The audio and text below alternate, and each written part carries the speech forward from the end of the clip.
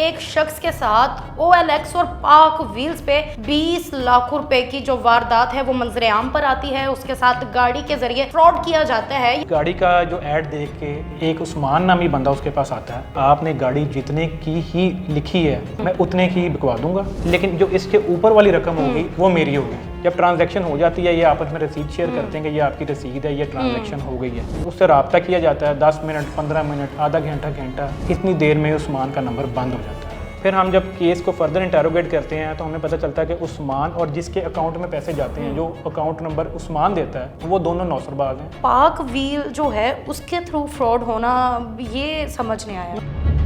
अस्सलाम वालेकुम जी, मैं आपकी मेज़बान हुमा खालिद। नाज़रीन, लाहौर में जो फ्रॉड्स हैं उनमें इजाफा होने लगा है। ऐसी एक वारदात मंजर आम पर आती है लाहौर के इलाका फैसल टाउन पे, जहां पर हुई FIR नंबर 1623/24 दर्ज। FIR के मुताबिक एक शख्स के साथ OLX और पाक व्हील्स पे 20 लाख रुपए की जो वारदात है वो मंजर आम पर आती है। उसके साथ गाड़ी के जरिए फ्रॉड किया जाता है। ये सारा मामला क्या था? गाड़ी ले रहा था, दे रहा था। OLX के फ्रॉड्स को तो आपने बहुत सुने थे, मगर पाक व्हील्स जिस पे लोग ट्रस्ट करते हैं, पाक व्हील्स वो एक एप्लीकेशन ऐप या वो वेबसाइट है जिसके ऊपर जाके लोग अपनी हर गाड़ी की खरीदो फरोख्त करते हैं और ऑलमोस्ट पाकिस्तान में हर बंदा पाक व्हील्स पे ट्रस्ट करता है और उसके ज़रिए भी फ्रॉड हुआ। कैसे हुआ, आइए ज़रा जानते हैं इन्वेस्टिगेशन इंचार्ज राना वलीद साहब से। जी अस्सलाम वालेकुम। जी अस्सलाम वालेकुम। वालेकुम सलाम, कैसे हैं आप? ठीक है, शुक्र।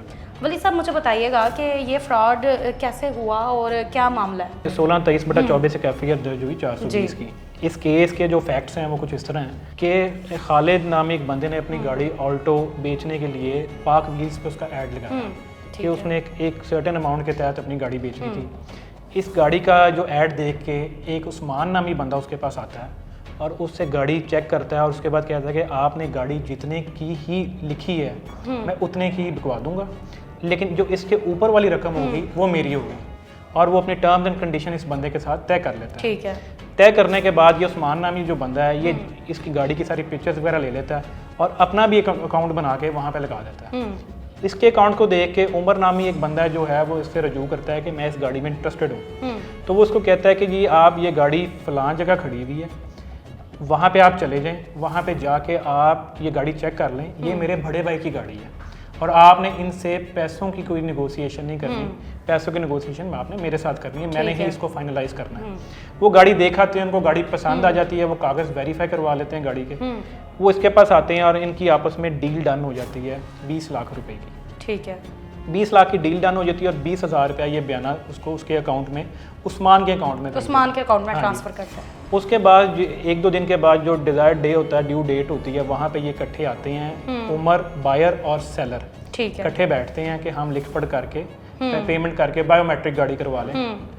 लेकिन ये उस्मान नामी शख्स वहाँ पे नहीं आता। इसने सेलर को इस तरह मोल्ड किया होता है कि सेलर बज़िद होता है कि आप ये पैसे जो हैं ये आप उस्मान के अकाउंट में भेजें, वो मेरा जानने वाला है और मैं आपको गाड़ी आपके हवाले कर दूँगा। ये जो बायर है ये उस्मान के अकाउंट में पैसे 19,80,000 रुपया भेज देता है, उसी वक्त ट्रांजैक्शन कर देता है। ठीक है। जब ट्रांजैक्शन हो जाती है ये आपस में रसीद शेयर करते हैं कि ये आपकी रसीद है, ये ट्रांजैक्शन हो गई है, तो आप काइंडली हम साइन करें और बायोमेट्रिक दें हमें। तो वो कहते हैं कि वेट कर लें, मुझे उस्मान कॉल करता है तो मैं आपको बायोमेट्रिक देता हूँ। उस्मान के कॉल उससे रब्ता किया जाता है 10 मिनट 15 मिनट आधा घंटा, इतनी देर में उस्मान का नंबर बंद हो जाता है। जब उस्मान का नंबर बंद होता है ये 15 पे कॉल करते हैं। ये 15 पे कॉल करने के बाद एप्लीकेशन आती है और ये दोनों उमर जो है वो सेलर के ख़िलाफ़ एप्लीकेशन दे देता है कि मेरे साथ इन्होंने फ्रॉड किया, मैंने इनके कहने पे पैसे दे दिए, अब ये मुझे गाड़ी भी नहीं दे रहे और मेरे पैसे भी चले गए। जब हम इसकी इन्वेस्टिगेशन करते हैं तो हमारे सामने ये चीज़ आती है कि असल में ये दोनों जो पार्टीज़ हैं ये दोनों के साथ ही फ्रॉड हुआ है। दोनों विक्टिम हैं। इसमें जो 20 में है वो फ्रॉड उस्मान कर गया है। फिर हम जब केस को फर्दर इंटेरोगेट करते हैं तो हमें पता चलता है कि उस्मान और जिसके अकाउंट में पैसे जाते हैं, जो अकाउंट नंबर उस्मान देता है, शमरोज़ नाम है उसका, वो दोनों नौसरबाज हैं और पहले भी पुलिस में 2-3 दफ़ा पुलिस कस्टडी में अरेस्ट हो चुके हैं, जेल जा चुके हैं और अभी भी 4 से 5 मुकदमों में वांटेड है। तो किस टाइप के मुकदमों में वो वांटेड है?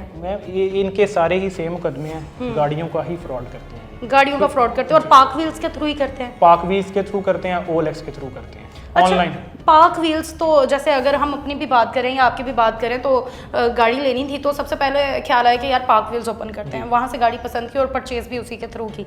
आप भी करते होंगे, यही करते होंगे, हर बंदा उस पर रिले करता है। तो पार्क व्हील जो है उसके थ्रू फ्रॉड होना, ये समझ नहीं आया। मैम पार्क व्हील्स के थ्रू नहीं हम कह सकते, लेकिन पार्क व्हील्स का प्लेटफॉर्म इस्तेमाल किया गया कि इन्होंने गाड़ी लगाई आगे, वो जो जिस तरह हमारी आम जुबान में वो एक टर्म है, ये मुश्तरी होशियारबाज या कस्टमर बी अलर्ट, तो ये इनकी भी आपस में ट्रांजैक्शन जो थी वो गलत हो गई कि जब एक सिंपल सा असूल है कि आप जब ट्रांजैक्शंस कर रहे हो तो आप ओनर और बायर और सेलर के अकाउंट में होने चाहिए, थर्ड पार्टी को इन्वॉल्व भी नहीं करना चाहिए। अभी तक कितने फ्रॉड्स ऐसे ये कर चुके हैं? ये 3 दफ़ा ऑलरेडी जेल जा चुके हैं और इससे अलावा 4 से 5 मुकदमों में ये अभी वांटेड है, जिनकी FIR हुई है और ये इश्तिहारी मुजरिम था जिसको ऑलमोस्ट कितना अभी तक इन्होंने फ्रॉड किया? करोड़ों का, लाखों का? करोड़ों की अमाउंट, करोड़ों की। जब हमने इसको अरेस्ट किया और हमने इसको मजीद इंटरोगेट किया तो उस वक्त भी एट अ टाइम 3 गाड़ियों का फ्रॉड कर रहा था। अच्छा, बड़ी एक अफसोस की बात है कि इसके ऊपर पहले भी 3 मुकदमे हैं जी। उन मुकदमों के बावजूद, ये फ्रॉड्स के बावजूद जुडिशल हुए,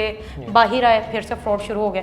क्या इस दफ़ा ऐसा होगा कि इन्हें ऐसी सज़ा मिलेगी कि दोबारा फ्रॉड ना कर सकेंगे? हम तो इन्वेस्टिगेशन कंप्लीट कर सकते हैं और इनको जुडिशल भेज सकते हैं, बाद में कोर्ट्स का काम आ जाता है, क्योंकि इसमें इनिशियली इशू ये जो आता है कि ये फ्रॉड की जो सेक्शन है 420 है, तो वो इन नेचर बेलेबल है, जिसकी वजह से इनकी बेल इजीली हो जाती है और इनको भी ये भी इसी चीज़ का फ़ायदा उठाते हैं। अगर एक जुर्म बार बार किया जाए, दोहराया जाए, जैसे एक पहली दफ़ा हुआ, 2 दफ़ा हुआ, अब ये 3, 4, 5 दफ़ा, तो क्या वो मुलजिम पे सख्तियाँ नहीं की जाती हैं? क्या अदालत उनको ज़्यादा सख्त सज़ाएँ नहीं देती हैं?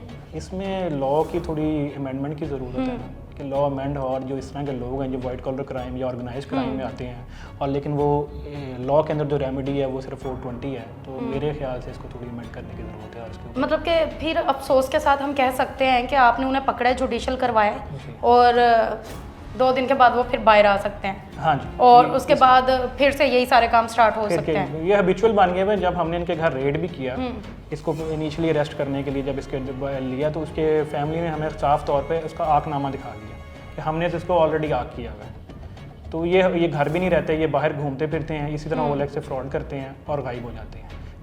जो अकाउंट नंबर है वो किसी और का यूज़ करते हैं, वो फिर बाद में आके जो शमरोज़ है उसकी स्टेटमेंट्स ये आती है कि मेरा तो सिर्फ अकाउंट यूज़ हुआ है, मुझे नहीं पता था, मेरा दोस्त है, मैंने तो हेल्प करने के लिए अकाउंट यूज़ किया है। हालांकि दोनों मिले हुए हैं कि एक बंदा इतनी दफ़ा जेल जा चुका है फ्रॉड्स में, सामने आया और उससे पता ना हो। हाँ जी, ये दोनों इक्वली मिले हुए हैं, लेकिन वो सिर्फ ये कहानी फिर ये बनती है कि जी क्योंकि वो अकाउंट नंबर है उससे डिटेल्स जल्दी पुलिस को हासिल हो जाती हैं, तो वो सिर्फ ये बहाना करता है जी मेरा तो अकाउंट यूज़ हुआ।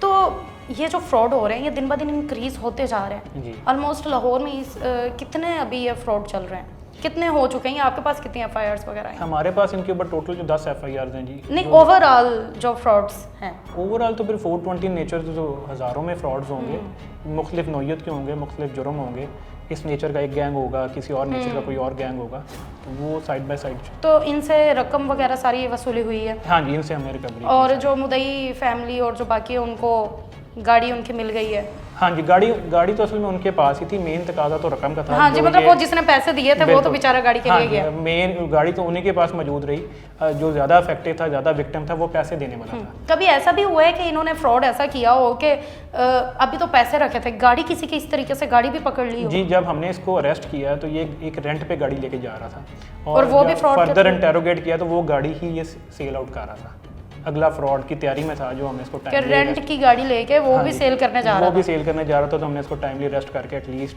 कोई फर्दर जो नुकसान होने से हमें उसको। कितने लोग मुलविस हैं ये? मतलब कि अकेला वो तो नहीं हो सकता है? ये 2 लोग सिर्फ 2 ही हैं? हाँ जी, 2 लोग मुलविस हैं, पीछे आगे कोई नहीं है? ये वो सिंगल हैंडेडली, ये जो उस्मान है ये सिंगल हैंडेडली ऑपरेट करता है, सारा कुछ ये करता है और कि मैं एज अ डीलर हूँ, मैं करवा दूंगा, लोगों को लालच देता है कि जी आपकी गाड़ी अगर 20 लाख की है तो मैं आपकी गाड़ी 21-22 लाख की बिकवा दूंगा।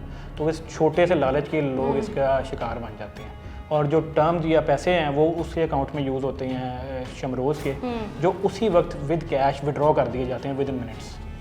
तो आप अकाउंट ब्लॉक नहीं करवा सकते या आप ये नहीं कह सकते कि गलती से स्टेटमेंट पैसे चले गए हैं, वो उसी वक्त इन टाइम के पैसे जो हैं वो विड्रॉ करवा दिए जाते हैं। अवाम को इसके लिए क्या पैगाम देना चाहेंगे? अवाम को इसके लिए मैं यही पैगाम देना चाहूँगा कि कस्टमर बी अलर्ट, कि जब आप किसी से भी ट्रांजैक्शंस करें तो आप एटलीस्ट बायर और सेलर को आमने सामने बैठ के खुद ट्रांजैक्शन करें, इंस्टेड कि आप किसी थर्ड बंदे को इन्वॉल्व करें।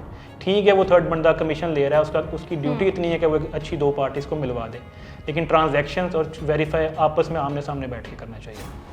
बाकी ये जो मुकदमा आपने बताया कि फ़लाँ मुकदमा नंबर है, इसकी बेल जल्दी हो मुकदमा है ये, तो जी, 420 बेल जल्दी हो जाती है 420, तो इसमें सज़ा कम से कम क्या होती है?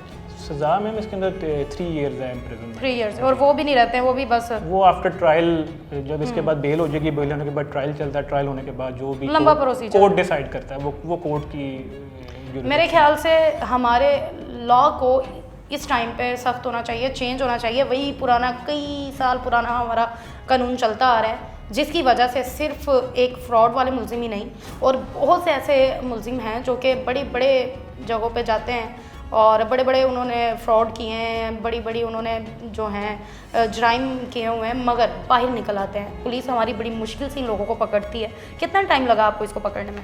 इसको हमें पकड़ने में ऑलमोस्ट 1 वीक लग गया। 1 वीक लग गया, और उसमें आपकी एसेसरीज यूज़ हुई, इनकी टीम यूज़ हुई, इनका पेट्रोल यूज़ हुआ, इनका टाइम यूज़ हुआ, दिन रात यूज़ हुए। इनको हमने लाहौर से पकड़े भी नहीं गए, कुछ एक बंदा हमें समुंदरी से मिला, एक बंदा हमें इधर कसूर साइड से मिला, तो काफ़ी ज़्यादा टाइम और उसके बाद अफसोस की बात ये है कि हम कहते हैं हमारी पुलिस नहीं अच्छी, इन्होंने इतनी मेहनत से इनको पकड़ा है, पकड़ने के बाद क्या है, चंद दिनों के बाद हमारा कानून, हमारी अदालत इनको इसी तरीके से बेल पे छोड़ देगी, उसके बाद वो लोग आज़ाद हैं, फिर से आपके सामने फ़्रॉड के लिए हाजिर हो जाएंगे। इसलिए आप फ़्रॉड से बचें और हमें इजाज़त है। वस्सलाम।